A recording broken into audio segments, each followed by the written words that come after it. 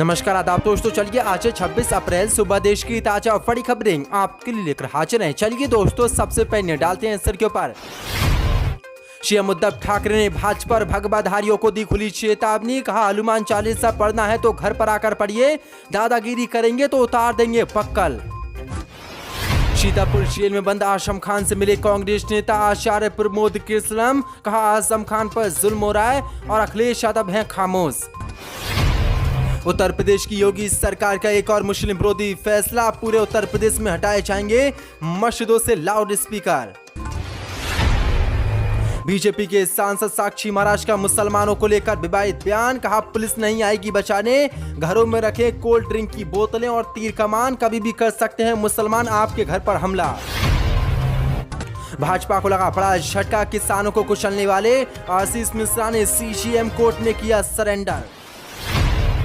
कर्नाटक में हिंदूवादी संगठनों की खुलेआम गुंडागर्दी, हिसाब के बाद अब कक्षा में बाइबिल पढ़ने पर हिंदूवादी संगठनों ने जताई आपत्ति।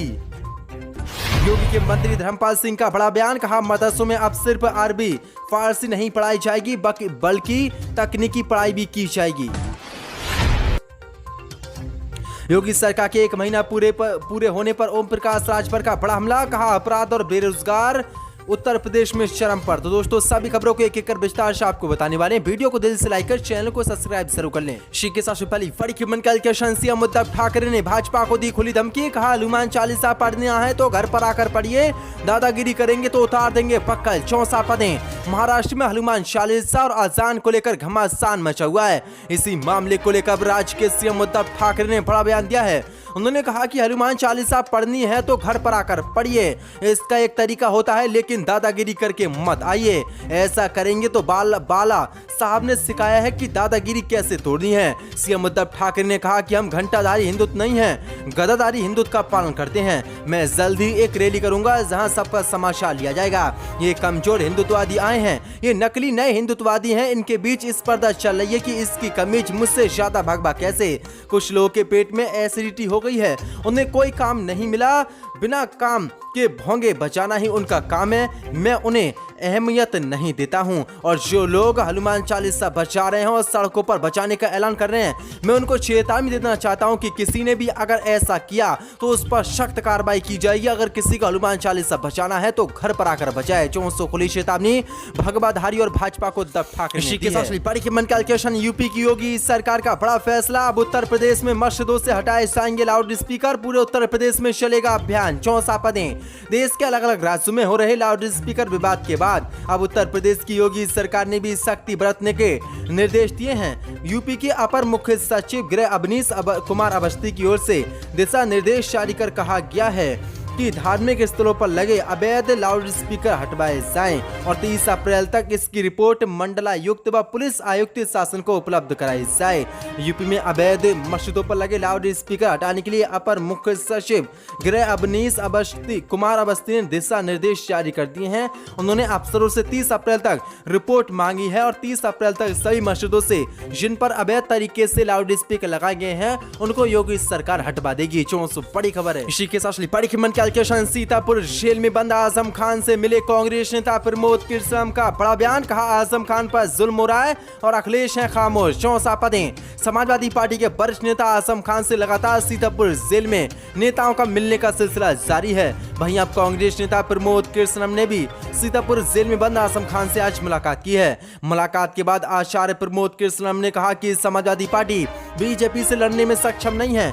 समाजवादी पार्टी के सबसे वरिष्ठ नेता आजम खान पर जुल्म हो रहा है और अखिलेश और पार्टी खामोश है। उन्होंने कहा कि आजम खान पर हो रहे जुल्म का असर आने वाले दिनों में प्रदेश ही नहीं बल्कि हिंदुस्तान की सियासत पर देखने को मिलेगा। प्रमोद कृष्णम ने कहा कि आजम खान की तबीयत ठीक नहीं है, उनसे मुलाकात हुई, उन्हें गीता भेंट की। आजम खान ने गीता को स्वीकार किया। अदालत के फैसले के बाद वह जल्द ही बाहर आ जाएंगे। उनके ऊपर जुल्म हो रहा है। आजम खान जैसे लीडर पर बकरी मुर्गी किताब व शराब चोरी के मुकदमे दायर कर जेल में बंद करना बहुत बड़ा जुल्म है। यूपी के सीएम योगी एक साधु हैं, साधु का हृदय विराट होता है। साधु के राज्य में किसी एक व्यक्ति पर जुल्म होना अपने आप में एक अन्याय है। 400 बड़ा हमला सपा सरकार और भाजपा पर भी।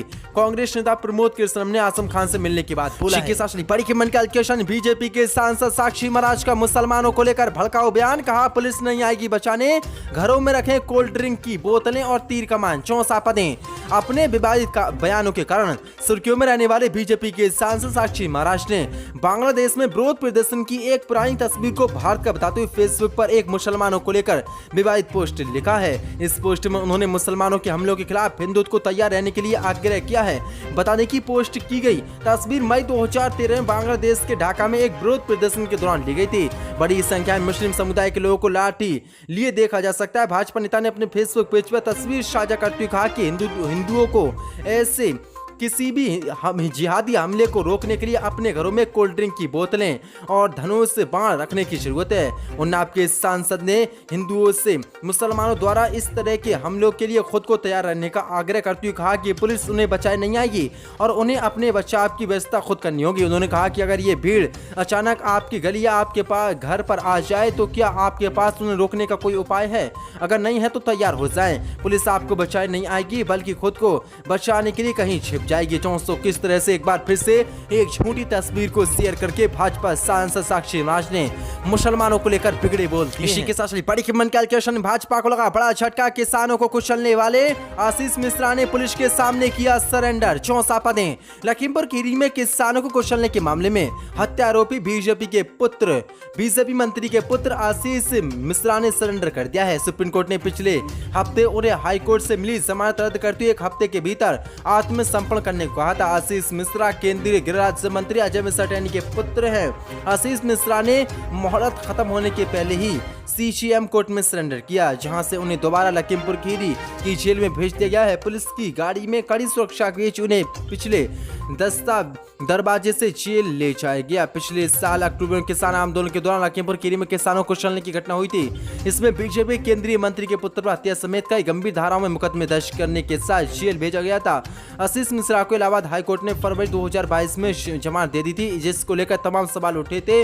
सुप्रीम कोर्ट ने 18 अप्रैल को केंद्रीय मंत्री अजय मिश्रा टैनी के बेटे आशीष मिश्रा की बेल को रद्द कर दिया था और 7 दिनों के भीतर आत्मसमर्पण करने के लिए कहा था। और इसी को लेकर आज बड़ा झटका भाजपा को लगा है और बेटे ने यानी कि आशीष मिश्रा ने सीसीएम कोर्ट में सरेंडर भी कर दिया। इस पर कई कार्रवाई के साथ बड़ी कीमत कैलकुलेशन ने कर्नाटक में भाजपा समेत हिंदूवादी संगठनों की गुंडागर्दी। हिजाब के बाद अब कक्षा में बाइबिल लाने पर हिंदूवादी संगठनों की गुंडागर्दी। चौंसापदें कर्नाटक में हिजाब विवाद के बाद अब बाइबिल को लेकर हंगामा मचा। बेंगलुरु में क्लेरेस हाई स्कूल ने माता पिता से लिखित में मांगा है कि वे अपने बच्चों को पवित्र पुस्तक बाइबिल लेकर स्कूल परिसर में भेजेंगे और उन्हें स्कूल के इस फैसले पर कोई आपत्ति भी नहीं है। मामला सामने के बाद दक्षिणपति समूह भड़क गया है और इससे कर्नाटक शिक्षा अधिनियम का उल्लंघन बताया है।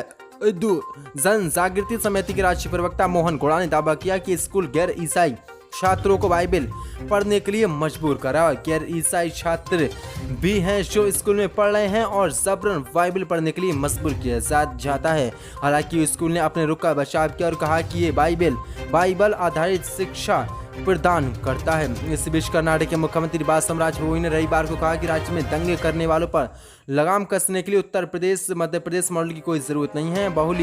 हुबली हिंसा मामले की जांच में कर्नाटक मॉडल लागू किया जाएगा और इसी को लेकर अब हिंदूवादी संगठनों की खुलेआम गुंडागर्दी सामने आई है। मुसलमानों के बाद अब ईसाइयों को भी हिंदूवादी संगठन निशाना बना रहे हैं। बड़ी कीमत कैलकुलेशन योगी के मंत्री धर्मपाल सिंह का बड़ा बयान। कहा मदरसों में अब सिर्फ अरबी फारसी नहीं पढ़ाई जाएगी, गवर्नेंस के लिए आएगा गुजरात मॉडल। चौंसापदें उत्तर प्रदेश विधानसभा चुनाव 2022 में आवारा जानवरों से किसानों को होने वाली परेशानी एक बड़ा मुद्दा था, जिस पर विपक्ष ने जमकर सरकार को घेरा था। वहीं योगी सरकार भी अब इस मुद्दे को लेकर यूपी पूरी योजना का कार्य कर रही है। प्रदेश के पशु धन दुग्ध विकास मंत्री धर्मपाल सिंह की ओर से बताया गया कि सरकार जल्द आवारा पशुओं की रोकथाम के लिए गुजरात मॉडल को लागू करने वाली है।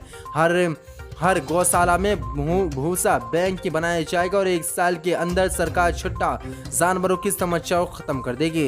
केवल सरकारी खर्च से गौशाला नहीं चलेगी, इसके लिए जन भागीदारी होनी भी आवश्यक है। वहीं मदरसों को लेकर कहा कि अब वहां केवल अरबी फारसी नहीं तकनीकी भी शिक्षा दी जाएगी। बारांकी में निरीक्षण के दौरान मीडिया से बात करते हुए योगी सरकार के मंत्री ने कहा कि प्रदेश में हर पशुओं को लेकर बहुत कार्य करने की आवश्यकता है। हमने जन भागीदारी की बहुत जरूरत है, जिससे हमारे किसानों को एक समस्या से राहत मिल सके। विपक्षी ओर से विधानसभा चुनाव में इसको बड़ा मुद्दा बनाया गया था, लेकिन इसको एक बार फिर से शांत कर दिया गया। मदरसों को लेकर मंत्री ने कहा कि सरकार मदरसों में आधुनिक शिक्षा को लेकर कई कदम उठा रही है। मदरसों में अब केवल अरबी फारसी नहीं बल्कि आधुनिक शिक्षा भी दी जाएगी। उत्तर प्रदेश में हवाई हमलों से बचने के लिए बंकरों की व्यवस्था नहीं है। इसी का ध्यान रखते हुए धर्मपाल सिंह ने कहा कि प्रदेश में विदेशों की तरह बंकरों की कोई व्यवस्था नहीं है, इसलिए सरकार अभी सभी डीएम को आदेश देगी कि नागरिकों को किसी भी हवाई हमले के बचने के लिए अभ्यास कराए जाएं। 400 बड़ी खबर है। तो दोस्तों वीडियो में आज के लिए बस इतना ही।